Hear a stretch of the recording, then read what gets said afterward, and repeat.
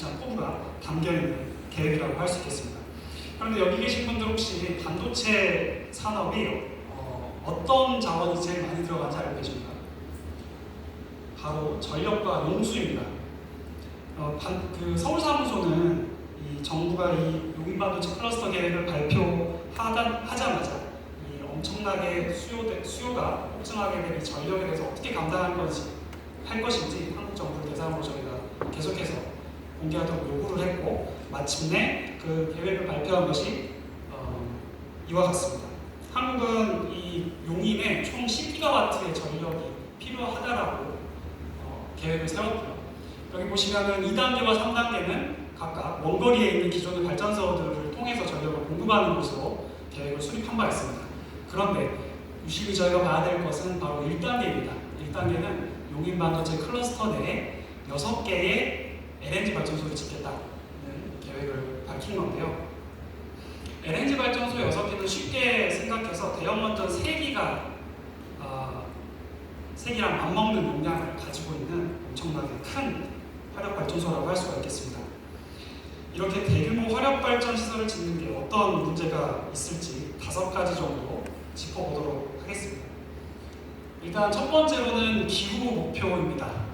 이제는 우리 머릿속에서 많이 지워진 2030년 온실가스 감축 목표, 이것을 저해할 수 있고요. 그리고 2050년에 저희가 탄소 중립 목표도 세웠는데 이거 역시 달성하는 데 차질을 초래할 수가 있습니다. 그리고 탄소 해상도 조기 소진을 할 수밖에 없는 상황인 거죠. 저희 그린피스 서울사무소가 지난주에 보고서를 한 편 발행을 했습니다. 한국이 또 반도체를 많이 제조하고 있는 국가다 보니 지난 1년 동안 얼마만큼 많은 온실가스를 이 AI 칩 제조에서 발생을 했는지 분석을 해봤는데, 불과 1년 사이에 온실가스 배출이 2배 이상 증가한 것으로 나타났습니다. 그리고 이제 용인 국가산단의 환경영 평가를 봤더니 이 반도체 공장에 6개의 발전소가 지어지게 되면 연간 온실가스 배출량은 977만 톤에 달할 것으로 추정하고 있습니다. 977만 톤이면 웬만한 국가에서 배출한 온실가스를 넘어서는 수치입니다. 제가 여기 오늘 오기 전에 한번 찾아봤더니 콩고민주공화국이 우리나라보다 한 25배 정도 크기를 갖춘 큰 나라인데, 그 나라에서 배출하는 것보다 더 큰 온실가스를 불과 이 6개의 LNG 발전소가 배출하는 것으로 알 수가 있어요. 그만큼 상당한 규모라는 거죠. 다음은 기후 영향 및 에너지 전환에 대한 문제입니다. 우리 모두가 이제 알고 있다시피 천연가스 발전소에서 주요하게 배출되는 것은 메탄입니다. 근데 이 메탄이 이산화탄소보다 훨씬 더 많은 온실가스 효과를 드러내고 있고, 오히려 석탄보다도 이 온실가스 발자국이 훨씬 더 크다라는 이런 연구도 최근에 속속들이 나오고 있는 추세죠. 거기다가 한국의 민간 발전 자회사들이 이제는 시추, 운송 분야까지 뛰어들어서 여기서 가치 사슬을 확장시키고 거기서 국내 가스 수요까지 확대시키면서 재생에너지를 전환시키는 이런 악영향도 받고 있는 상황입니다. 세 번째로는 국가 경제에 대한 타격입니다. LNG 발전이 늘면 늘수록 이 전력 요금은 계속해서 불안정한 국제 정세에 따라서 늘어날 수밖에 없고요. 그렇게 되면 우리 국가 전반의 물가에까지 큰 영향을 미치게 됩니다. 현재 지금 한국의 전력공사 그리고 가스공사에 쌓여있는 부채만 해도 수십조, 수백조에 달하는데, 이것이 전부 다 LNG 수입 비용 증가와도 관련이 되어 있는 부분이죠. 그리고 네 번째로는 기업 경쟁력입니다. 지금 이 반도체 같은 경우에는 많은 고객사들이 2030년 혹은 2040년까지 제조모에 있어서 온실가스 배출을 0으로 만들어라고 하는 이런 강력한 요구들이 있는데, 우리가 만약에 용인 반도체 클러스터에 LNG 발전소로 전력을 공급하게 되면 탄소 꼬리표가 붙을 수밖에 없겠죠. 그렇게 되면 해외에서 동종 계열사들과의 경쟁에서 이 경쟁력까지 상실할 수 있는 그런 리스크도 가지고 있습니다. 마지막으로는 주민 건강 피해입니다. 우리가 석탄 발전소에서 나오는 대기오염 물질이 상당하다라고 모두가 알고 있고, 그것이 건강에 좋지 않기 때문에 빨리 퇴출해야 된다는 점에 대해서 모두가 인지하고 있는 점입니다. 다만 LNG 발전소도 석탄 발전소 못지않게 유독한 물질들을 많이 내뿜고 있음에도 불구하고 아직 이에 대한 연구나 관리가 제대로 이루어지고 있지 않기 때문에 이 부분 역시 큰 리스크로 작용할 수가 있습니다.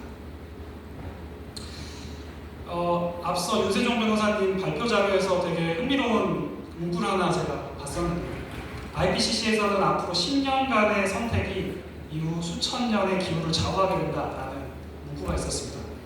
저는 용인 반도체 클러스터에 어떤 전력 에너지원을 공급하느냐가 한국의 미래를 결정하는 척도라고 말하고 싶습니다. 그리고 재생에너지 중심의 탄소 중립 반도체 클러스터를 만드는 게 앞에서 제가 말씀드린 여러 문제들을 해결할 수 있는 열쇠라고 말씀드리고 싶습니다. 문제는 이 용인 국가 산단이 말 그대로 국책 사업이기 때문에 정부가 이 정책적 의지를 갖는 게 가장 중요합니다.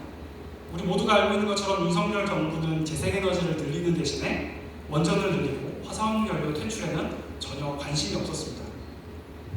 다음 차기 정권으로 유력하게 거론되고 있는 민주당은 전통적으로 이 재생에너지 친화적입니다. 그런데 이 정권이 바뀐다고 이게 안심할 수가 있을까요?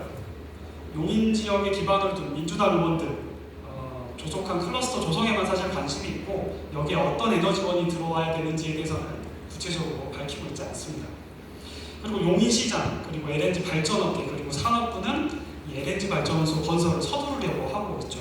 산업부가 그래서 원래 계획보다 수개월 앞당겨서 올해 2분기에 LNG 발전 사업 허가를 내려고 하고 있는 것으로 알고 있습니다.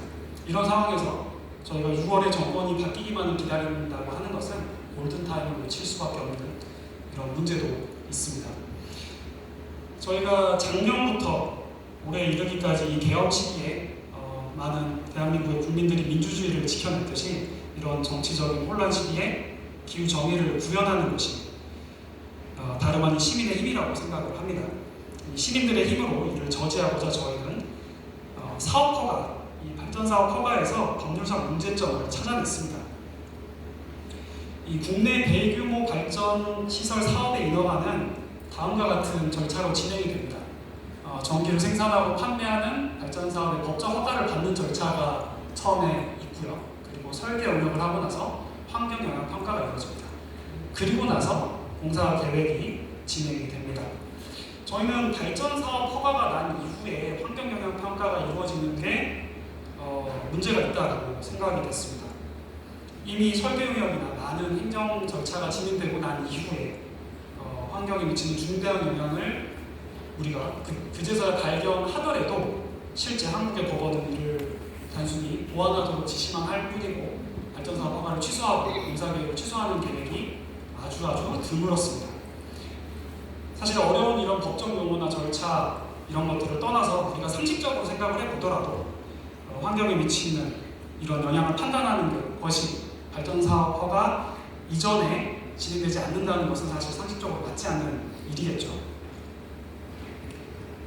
그래서 저희는 올해 크게 3가지 방향으로 캠페인을 진행하고자 합니다. 일단 첫 번째는 소송이고요.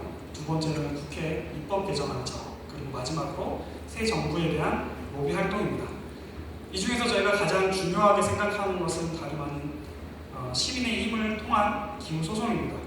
이 소송은 용인 LNG 발전소 건설을 막는 것, 그 전략인 동시에 사실 기후 정의를 더 강화시키기 위한 활동의 일환이라고 저희는 믿고 있습니다. 저희가 더 자세한 소송 전략을 말씀드리고 싶지만 여러분들 사이에 혹시나 그 비청구인 관계자가 있을 수 있기 때문에 정보 보안상 더 이상 말씀드리지 않겠습니다. 네, 물론 농담이고요. 그 소송인단을 모집하는 과정을 이제 저희가 조만간 오픈을 할 텐데 그때 기회가 되면 더 자세하게 말씀드릴 수 있도록 하겠습니다.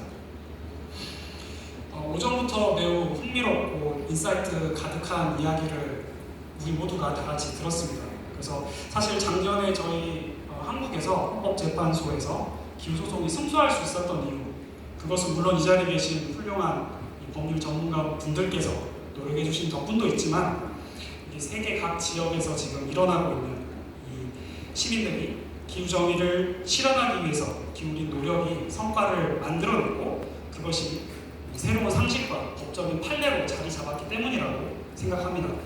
이번 그린피스의 기후 소송이 관심을 받았으면 좋겠고요. 기후 정의를 실현하고 새로운 이 기후 판례를 만들어가는 일에 많은 분들께서 함께해 주시면 감사하겠습니다. 감사합니다.